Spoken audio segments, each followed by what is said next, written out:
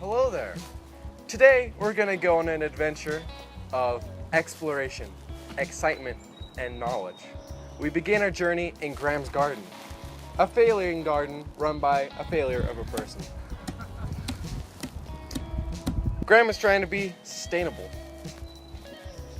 like many individuals around Boise. However, he knows little to nothing about gardening or how to be sustainable. He sets off in search of answers.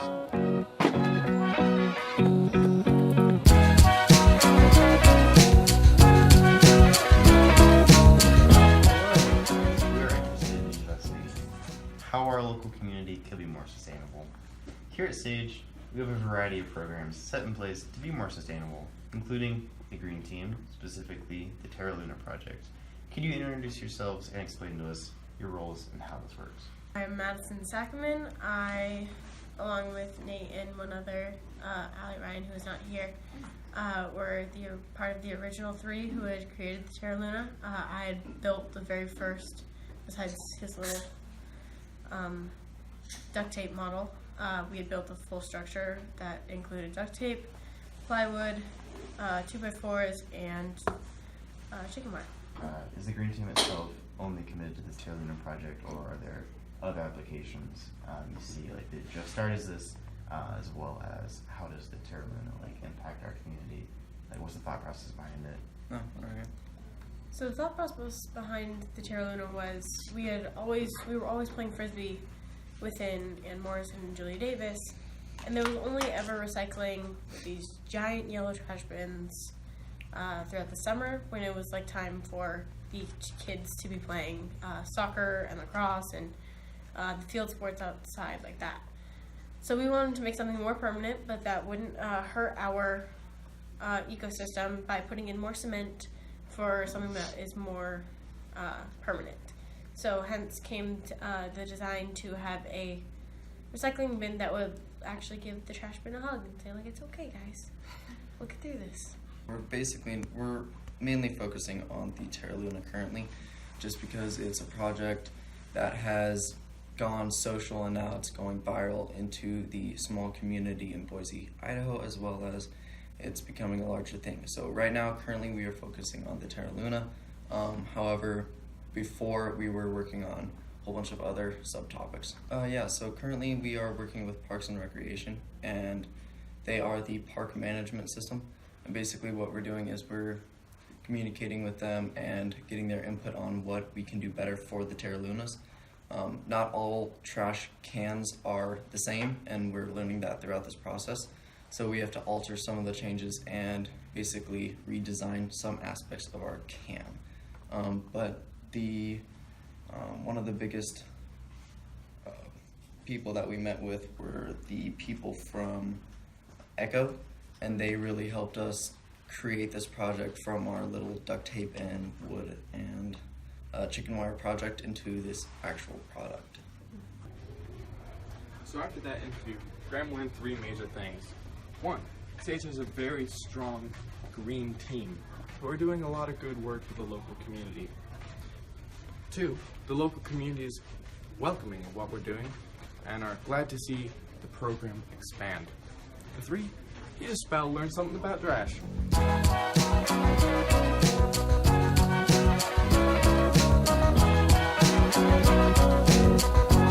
Learn more about gardening. We visited the Sage Garden. Yeah, that's a big plant. Smell the dirt. Well, lad, Let's get a little bit deeper. Deeper. Dirt.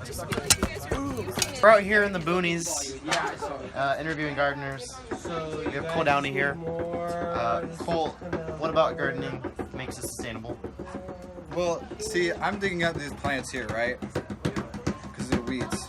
And we're going to put them in that pile. But that pile is going to be compost to create more soil. Plant more stuff. Alright, how do you see gardening growing in the future? I mean, working on this project for so long, I could just see all these people coming together. And it's really a good time. So I think eventually it'll be like a hobby and people just like watching it is. Like people have gardens in their backyard. Do you believe gardening is community-based? See? All right. Is gardening a community-based activity, and can you see its application outside of East-Sage? Well, it's definitely community-based because right now we're in a community, believe it or not. And it requires a lot of people, more than like one, especially at a garden this size. And it's going to require a lot of people, which, you know, has a lot of people? Communities. It's not good. Today, Graham learned 3 big things for gardening. The first one is that no matter your situation, you can always garden. The second one, there's no I in team or gardening. It always helps to have a helping hand around the farm. And 3, you learn the most efficient ways to garden, and that's so useful.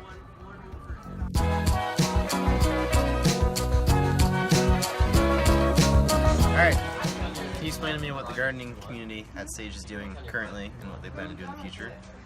Yeah, I can. So right now we're trying to rebuild, and right now we're just trying to make it look good and actually try to make it a sustainable garden that's going to be able to sustain itself with the drip irrigation system and some of the native plants that are able to sustain themselves in the dry weather. Alright, how do you see this community evolving past your graduation? Are there any plans to keep it updated, take care of the garden? Well, as of now, they're already going to be implementing the lower grades with the Earth Day. They're going to have some of the younger kids come in and work on the garden themselves. They're going to spread the gravel onto the pathways to make it actually a pathway. And I think as they continue to bring more and more classes at the high school level, they're going to keep having people come over and work on the garden. I think lastly, what about not only gardening, but in a broader sense, like makes it sustainable? And how can people, you know, choose to do that? Like, what would you recommend? Like, or what are some steps to maybe get that started? All right. Well, a lot of what we're doing is planting those native plants, which is really important. So we're sustaining and promoting that healthy environment that's all around us, and we're also growing vegetables that people can eat and prepare themselves. So, you know, it's generally pretty easy to take care of the plants themselves. You know, go home, water them, make sure they're not dying. You know, make sure they get enough sun, all that jazz. And I think it's one of the easiest things that any one individual can do to keep themselves sustainable and make it.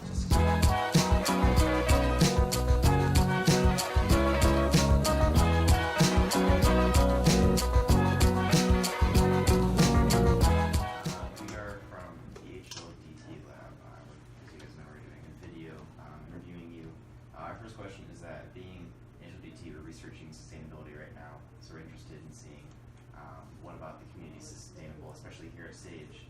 And as you guys know, we have a recycling center set up, so we'd like each of you to introduce yourselves and just tell us what your guys' role in this is.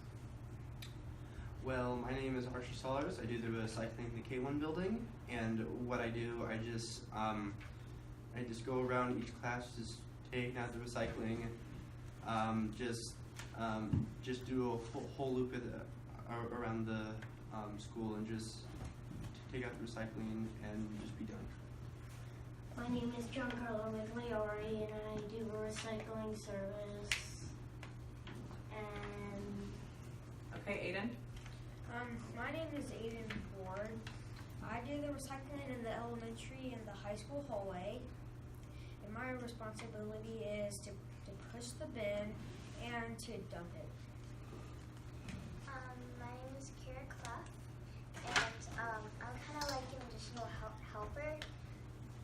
So I kind of go from like group to group, just kind of be there when they need me. So I'm Hudson Newcomb, and I just push the recycling bin around the high school hallway, and then I go to the middle school hallway, and then once it's full, I just go outside and dump it. I am Nick Larson. I'm basically like a support person. I'm needed where I am.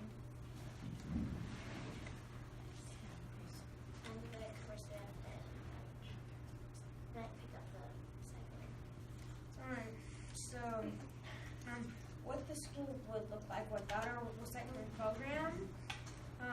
would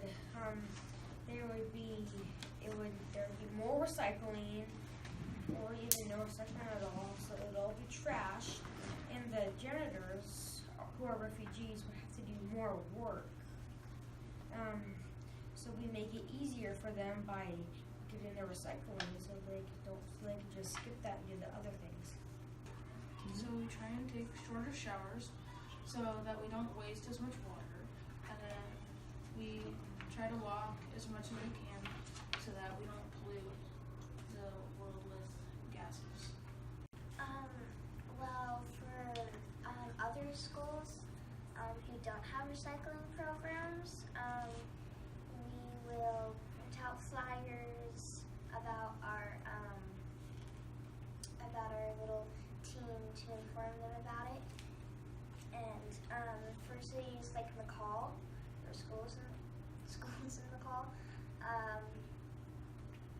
we could have a little recycling program service, and they can kind of come to your house and just pick up all the recycling and trash inside and out, and just like a little service. Materials that don't waste materials, like an empty water bottle, don't throw it away, just keep on drinking, save it in your backpack. And another one is you ruin a piece of if you when you go outside and you mess up a drawing on one of the sides of the paper, you don't want to throw it away, you can just use the other side and try again. Graham learned 3 major things from that interview. 1, without recycling, the world would be a cluttered place. 2, we should strive to always recycle so we don't waste resources. And 3, Sage itself would be such a messy place without our team.